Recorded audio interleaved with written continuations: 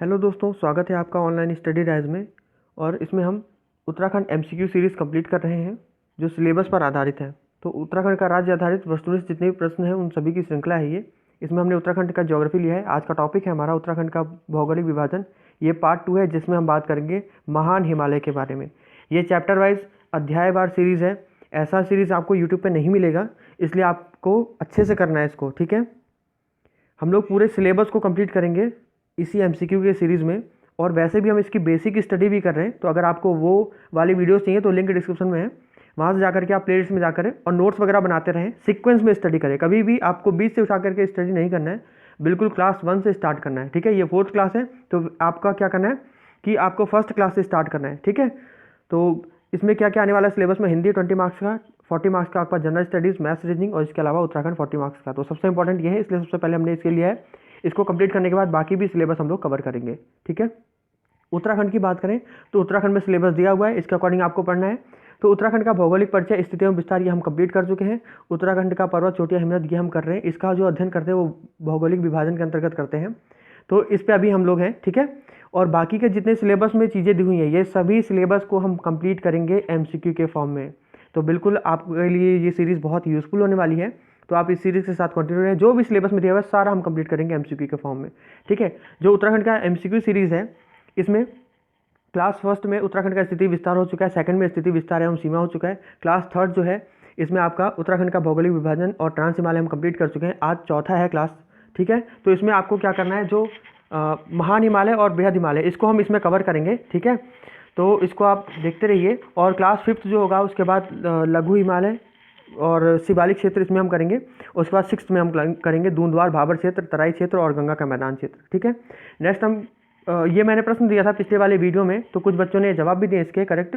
तो इसमें देखो प्रश्न ये था कि ट्रांस हिमालय के विषय में निम्नलिखित में से कौन सा कथन सही है, ठीक है। ये जवाब देना था। तो इसके लिए मैं एक बार स्टोरी थोड़ा सा आपको मैं समझा दूं कि एक इंडियन प्लेट था और एक यूरेशियन प्लेट था। तो इंडियन प्लेट क्या हुआ था, यूरेशियन प्लेट से टकराया था, जैसा कि मैंने बता दिया था। तो इंडियन प्लेट भारी होने की वजह से नीचे चली गई थी, और जो आपका यूरेशियन प्लेट था ये हल्का होने की वजह से ऊपर आ गया था और इंडियन प्लेट नीचे चला गया था। तो जब ये इधर की तरफ खिसक रहा था तो यहाँ पर क्या हुआ, धीरे धीरे जो यहाँ पर मलबा था ये ऊपर होने लगा और वलन पड़ने लगा, जिसकी वजह से हिमालय का निर्माण हुआ। और जब हिमालय का निर्माण हो रहा था तो इन दोनों प्लेटों के टकराने के टाइम पे बीच में जो सागर था उसका नाम था टैथिस सागर, ठीक है। ये टैथिस सागर का जो मलबा था ये भी ऊपर उठा था, लेकिन जो यूरेशियन प्लेट है इसका जो पार्ट है, ये वाला जो ऊपर उठा था, ये वाला पार्ट, इसको क्या बोला गया, ट्रांस हिमालय बोला गया। और बाकी के जो पार्ट थे इसको, जो आपका ये यूरेशियन प्लेट था, जब ये टकराया था तो जो इंडियन प्लेट का मलबा जो ऊपर उठा था उससे महान हिमालय और बाकी के हिमालय का निर्माण हुआ था। तो इससे आप इसका आंसर दे सकते हो इस क्वेश्चन से कि ट्रांस हिमालय यूरेशियन प्लेट का भाग है। तो हाँ, ये ट्रांस हिमालय जो है यूरेशियन प्लेट का भाग है। दूसरा है, ट्रांस हिमालय का निर्माण टैथिस सागर के मलबों से हुआ है। तो नहीं, टैथिस सागर के मलबों से नहीं हुआ है। ट्रांस हिमालय का निर्माण हिमालय के पूर्व हुआ है। तो जब दोनों प्लेटें टकराई थी तो सबसे पहले इसका मलबा ऊपर उठा था, तो ये हिमालय से पहले इसका निर्माण हो चुका था। तो इसका राइट आंसर हो जाएगा पहला और तीसरा सही है। तो इसमें देखो आप ऑप्शन में सी ऑप्शन सही है, पहला और तीसरा सही है। नेक्स्ट, ये आपने समझ लिया है। ये दोनों मैप आपको याद होने चाहिए, इसी पे बेस्ड सारे क्वेश्चन आते हैं। तो आपको भौगोलिक विभाजन और जो सीमा विस्तार से संबंधित प्रश्न है वो मैप आपको बिल्कुल रटा हुआ होना चाहिए, ठीक है। तो इसको आप याद रखें, बिल्कुल बार बार देखते रहें तो उससे याद होगा। आज का पहला प्रश्न है, इनमें से कौन सा बृहद या उच्च हिमालय का अन्य नाम नहीं है? तो देखो, जो बृहद हिमालय है उसको महान हिमालय भी बोला जाता है, मुख्य हिमालय भी बोला जाता है और आंतरिक हिमालय भी बोला जाता है। ये तीनों बोला जाता है। लेकिन हिमाचल जो है ये लघु हिमालय को बोला जाता है। तो इन सभी में राइट आंसर क्या हो जाएगा इस क्वेश्चन का? Option number D, Himachal. Next है, महान हिमालय किस प्लेट का भाग है? तो हमने बताया था कि जब ये दोनों प्लेटें टकराई थी तो हमें पता चल चुका है कि जो इंडियन प्लेट है इसका जो मलबा ऊपर उठा था उससे वलन पड़ा था और उससे निर्माण हुआ था। तो ये महान हिमालय किसका पार्ट हो जाएगा? आपका इंडियन प्लेट का, ठीक है। नेक्स्ट है, महान हिमालय का विस्तार उत्तराखंड के कुल कितने जिलों में है? तो महान हिमालय का विस्तार जो उत्तराखंड के कुल कितने जिलों में है, ये देखने के लिए आपको मैप याद होना चाहिए। जैसे ये वाला जो क्षेत्र है वो किसका है? महान हिमालय का है, मैंने बता दिया था ऑलरेडी। और ये वाला जो क्षेत्र है ये ट्रांस हिमालय का था। उसके बाद का जो क्षेत्र है, ये वाला जो क्षेत्र है वो किसका है? लघु हिमालय का है। तो ये वाला क्षेत्र आप देखो किस उसमें पड़ेगा, किस एरिया में पड़ेगा? इस मैप को उठा करके और इस मैप पे रखो तो लगभग ये वाला क्षेत्र पड़ेगा आपका, ठीक है, महान हिमालय का। तो देखो महान हिमालय किस किस क्षेत्र में है, आप देखो यहाँ से याद हो जाएगा। यानी आप देखोगे, काउंट करोगे तो टोटल 6 स्टेट में है, ठीक है। कौन कौन से? उत्तरकाशी, टिहरी, रुद्रप्रयाग, चमोली, बागेश्वर और पिथौरागढ़। टोटल 6 स्टेट में इसका विस्तार है। तो आंसर बी सही हो जाएगा। नेक्स्ट है, इनमें से किस जिले में महान हिमालय का विस्तार नहीं है?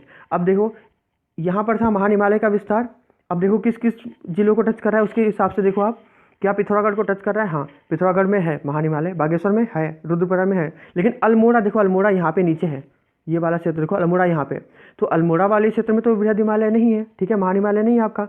तो राइट आंसर इस क्वेश्चन का हो जाएगा ऑप्शन ए, इसमें नहीं है महान हिमालय का विस्तार।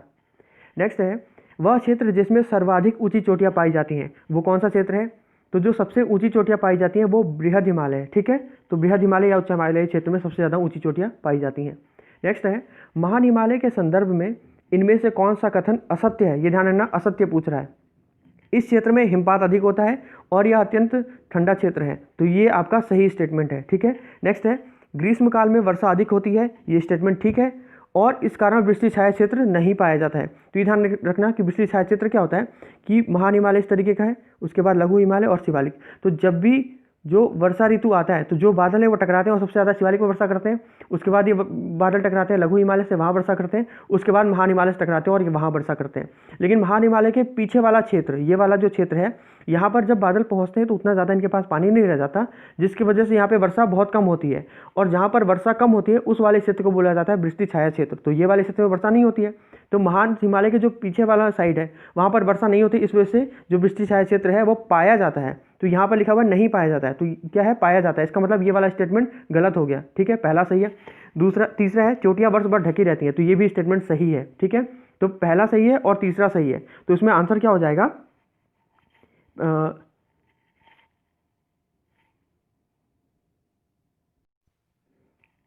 आंसर हो जाएगा आपका केवल कथन 2 असत्य है, ठीक है, ये वाला असत्य हो जाएगा, इसका एक पार्ट तो सत्य था, दूसरा पार्ट असत्य है, तो ओवरऑल क्या हो जाएगा आपका? दूसरा वाला कथन क्या हो जाएगा? असत्य हो जाएगा, बाकी सब सत्य है, ठीक है। नेक्स्ट है, महान हिमालय के संदर्भ में इनमें से कौन सा कथन सत्य है? ठीक है, ये ध्यान देना है कि सत्य पूछ रहा है। तो अत्यंत पथरीला और कटाफटा व मोरदार श्रृंखलाओं द्वारा निर्मित है, तो ये कथन तो सत्य है, ठीक है। दूसरा है, रूपांतरित एवं अवसादी चट्टानें पाई जाती हैं, तो ये भी कथन सत्य है। इन क्षेत्रों में दर्रे उपस्थित नहीं होते हैं, ये कथन गलत है, क्योंकि दर्रे उपस्थित होते हैं, ठीक है। तो आपका पहला और दूसरा सही है, तो ऑप्शन ए करेक्ट हो जाएगा, पहला और दूसरा सही है। नेक्स्ट है, महान हिमालय से संबंधित कौन सा कथन सत्य है? इसमें पूछा है कौन सा कथन सत्य है, ये बताना है। तो इसकी चोटियों पर वनस्पतियों का अभाव होता है। अब जब बर्फ आपका पड़ा रहेगा साल भर तो अभाव तो होगा ही वनस्पतियों का, तो ये कथन सत्य है। दूसरा है, 10,000 से 12,000 फीट तक कुछ घास और झाड़ियाँ पाई जाती हैं, ठीक है, 10,000 और 12,000 फीट के बीच में कुछ जो है बर्फ कम होता है, तो यहाँ पर झाड़ियाँ और घास पाए जाते हैं, ये भी कथन सत्य है। तीसरा है, 10,000 फीट से नीचे शीतोष्ण कटिबंधीय सदाबहार नुकीले पत्ती वाले वन पाए जाते हैं। इस तरीके के वन आपने देखे होंगे, तो ये नुकीले और कटीले टाइप के होते हैं, तो ये वन पाए जाते हैं, ये भी स्टेटमेंट आपका सही है, तीसरा भी। फिर चौथा है, महान हिमालय के किसी भाग में घास के मैदान नहीं पाए जाते, तो ये स्टेटमेंट गलत है, क्योंकि महान हिमालय का जो निचला भाग होता है वहाँ पर घास के मैदान पाए जाते हैं। तो आपका पहला, दूसरा और तीसरा सही है, तो ऑप्शन बी करेक्ट हो जाएगा, पहला, दूसरा और तीसरा सही है। नेक्स्ट है, उत्तराखंड के कौन से क्षेत्र में अधिक हिमानियाँ या ग्लेशियर या बर्फ की चोटियाँ पाई जाती हैं? तो ये वाला क्षेत्र देखो, आपको बहुत ज़्यादा हिमानियाँ दिखेंगी यहाँ पे, तो ये वाला कौन सा क्षेत्र हो जाएगा आपका? बृहद हिमालय का, ठीक है, तो आंसर बी सही हो जाएगा आपका, बृहद हिमालय। नेक्स्ट है, विशाल हिमनद ग्लेशियर के अन्य नाम भी कौन से हैं? तो हिमानी, बर्फ की नदियाँ, बमक, ये तीनों जो है ग्लेशियर के नाम हैं, तो उपरोक्त सभी सही हो जाएगा, ठीक है, इसका राइट आंसर हो जाएगा डी। नेक्स्ट है, उत्तराखंड के किन क्षेत्रों में घास के मैदान पाए जाते हैं? तो उत्तराखंड का जो आपका बृहद हिमालय वाला क्षेत्र है, तो ये बृहद हिमालय हो गया, इसका जो निचले भाग होता है ना, इसमें आपके घास के मैदान पाए जाते हैं, तो बृहद हिमालय वाले क्षेत्र में घास के मैदान पाए जाते हैं। नेक्स्ट है, उत्तराखंड में महान हिमालय के निचले भागों में छोटे घास के मैदान को क्या कहा जाता है? तो ऑप्शन है मर्ग, बुग्याल, पयार, तो इसमें बुग्याल और पयार ये उत्तराखंड में कहा जाता है, ठीक है, तो ऑप्शन आपका कौन सा हो जाएगा? डी करेक्ट हो जाएगा, बी एंड सी दोनों। नेक्स्ट है, इनमें से कौन सी पर्वत श्रेणी महान हिमालय में स्थित है?